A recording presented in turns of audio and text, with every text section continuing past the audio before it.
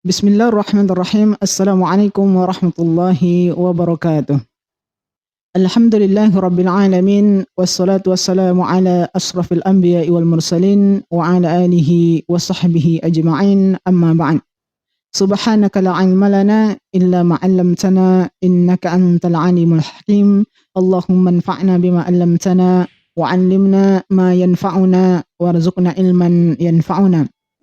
Allahumma inna na'udzubika min ilmin la yanfa' wa min qalbin la yakhsha wa min nafsin la tashba wa min da'watin la yustajabu laha.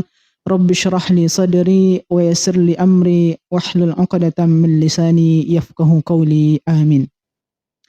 Kaum muslimin, teman-teman yang mudah-mudahan dirahmati oleh Allah Subhanahu wa taala dimanapun Anda berada.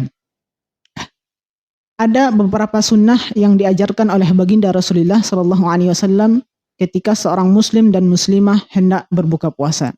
Yang apabila seorang muslim dan muslimah mengerjakan beberapa sunnah yang diajarkan oleh baginda Rasulullah Shallallahu Alaihi Wasallam ini, niscaya dia insya Allah diberikan pahala oleh Allah Subhanahu Wa Taala ketika dia mengerjakan beberapa sunnah ini. Apa-apa saja sih sunnah yang diajarkan oleh baginda Rasulullah Shallallahu Alaihi Wasallam ketika hendak berbuka puasa?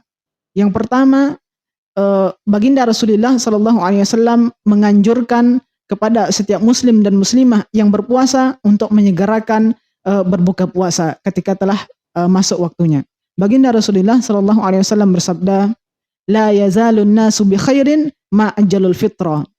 Seorang manusia akan senantiasa berada dalam kebaikan ma ajalul fitra, apabila dia menyegerakan berbuka puasa. Hadis ini diriwayatkan oleh Imam Al-Bukhari. Teman-teman, dimanapun Anda berada yang mudah-mudahan dirahmati oleh Allah Subhanahu wa taala. Ketika telah masuk waktu berbuka puasa, maka baginda Rasulullah sallallahu alaihi wasallam menganjurkan kepada setiap muslim dan muslimah untuk menyegerakan berbuka puasa. Oleh sebab itu, ketika seorang muslim dan muslimah melalaikan atau memperlambat ketika sudah masuk waktu buka puasa, maka dia sama saja tidak memperoleh sunnah baginda Rasulullah SAW ketika berbuka puasa. Kenapa? Karena dia memperlambat berbuka puasanya. Oleh sebab itu, ketika seorang muslim dan muslimah menyegerakan berbuka puasa apabila telah datang waktunya, maka dia telah mendapatkan salah satu sunnah baginda Rasulullah SAW. Sunnah yang kedua yang dicontohkan oleh baginda Rasulullah Sallallahu Alaihi Wasallam adalah hendaklah seorang muslim dan muslimah berbuka dengan kurma basah, atau ketika tidak ada kurma basah hendaklah dia berbuka dengan kurma kering, atau ketika dia tidak ada kurma basah atau kurma kering, maka hendaklah dia berbuka puasa dengan air putih biasa. Baginda Rasulullah Sallallahu Alaihi Wasallam bersabda dalam hadisnya, "Idza aftara ahadukum falyuftir ala tamrin."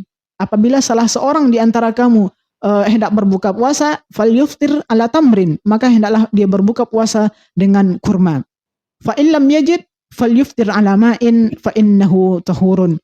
Akan tetapi ketika tidak ada kurma tersebut, falyuftir ala ma'in fa innahu tahurun. Ketika kurma tersebut tidak ada, maka hendaklah dia berbuka dengan air, fa innahu tahurun. Karena kata baginda Rasulullah sallallahu alaihi wasallam, air itu adalah suci. Imam As-San'ani rahimahullah mengomentari hadis ini sebagaimana disebutkan di dalam kitabnya Subulus Salam, syarah kitab Bulughul Maram min Jami' Adillatil Ahkam. Beliau rahimahullah mengatakan, wa dalla ala annal iftar bima dzukira huwa sunnah. Ini adalah dalil bahwa berbuka puasa dengan kurma huwa sunnah, hukumnya adalah sunnah. Oleh sebab itu, teman-teman yang dirahmati oleh Allah Subhanahu wa taala dimanapun Anda berada, ketika seorang muslim hendak berbuka puasa, maka hendaklah dia mengutamakan berbuka puasa dengan kurma basah. Atau ketika tidak ada kurma basah, maka hendaklah dia berbuka puasa dengan kurma kering.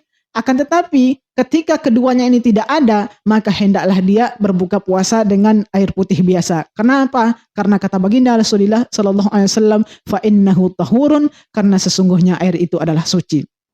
Lalu bagaimana ketika seorang muslim dan muslimah berbuka puasa dengan makanan yang manis-manis atau minuman yang manis-manis atau dengan gorengan? Apakah ini menyalahi syariat Islam atau menyelisihi sunnah baginda Rasulullah SAW? Tentunya tidak.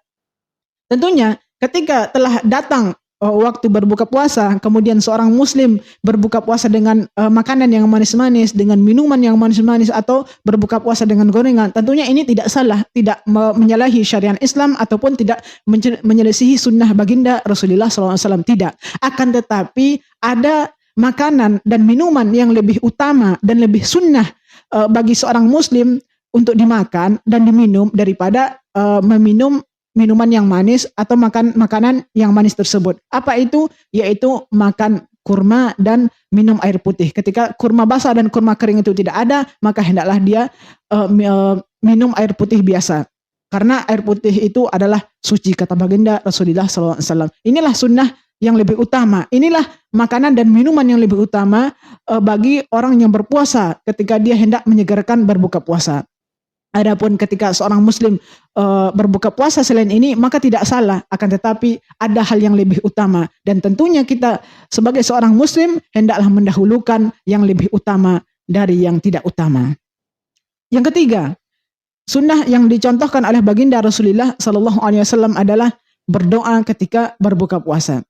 Ada sebuah hadis yang diriwayatkan oleh Ibnu Umar radhiyallahu anhu, beliau radhiyallahu anhu berkata, Kana Rasulullah sallallahu alaihi wasallam idza aftara qala, adalah baginda Rasulullah sallallahu alaihi wasallam apabila beliau berbuka puasa, qala, beliau berdoa, dhahabal dhama wa batalatil uruq wa thabatal ajru insyaallah.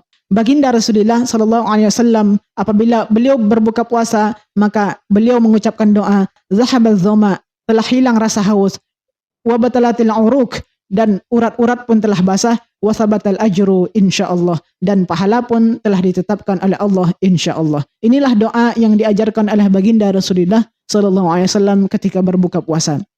Lalu bagaimana apabila seorang muslim berdoa dengan doa Allahumma laka sumtu wa bika amantu wa ala rizkika aftartu birahmatika ya arhamar rahimin? Apakah doa yang dibaca oleh kaum muslimin yang banyak tersebar sekarang ini salah? Tentunya tidak salah, karena ini juga ada di dalam hadis baginda Nabi Muhammad SAW. Akan tetapi para ulama masih berselisih tentang keabsahan, tentang kesahihan hadis Allahumma laka sumtu ini. Dan menurut beberapa ulama, doa yang diucapkan oleh baginda Rasulullah SAW yang berbunyi dhahabal dhama wa batalatil uruq itu lebih kuat daripada hadis yang tersebar di tengah-tengah masyarakat, yaitu Allahumma laka sumtu. Namun apabila seorang muslim mengucapkan doa dhahabal dhama wa batalatil uruq wa thabatal ajru insyaallah, kemudian dia membarengi dengan doa Allahumma laka sumtu wa bika amantu wa ala rizkika aftartu birahmatika ya arhamar rahimin, tentunya ini lebih baik. Akan tetapi tetap yang lebih utama itu membaca doa dhahabal dhama wa batalatil uruq wa thabatal ajru insyaallah, kemudian barulah membaca doa Allahumma laka sumtu wa bika amantu wa ala rizkika aftartu birahmatika ya arhamar rahimin. Inilah doa yang diajarkan oleh baginda Rasulullah sallallahu alaihi wasallam. Keduanya sama-sama berasal dari hadis baginda Rasulullah sallallahu alaihi wasallam. Namun menurut beberapa ulama doa yang pertama, yaitu doa dhahabal dhama, ini lebih kuat daripada doa Allahumma laka sumtu tadi. Akan tetapi ketika seorang muslim menggabungkan dengan membaca doa dhahabal dhama terlebih dahulu, maka ini baik di sisi Allah insyaallah.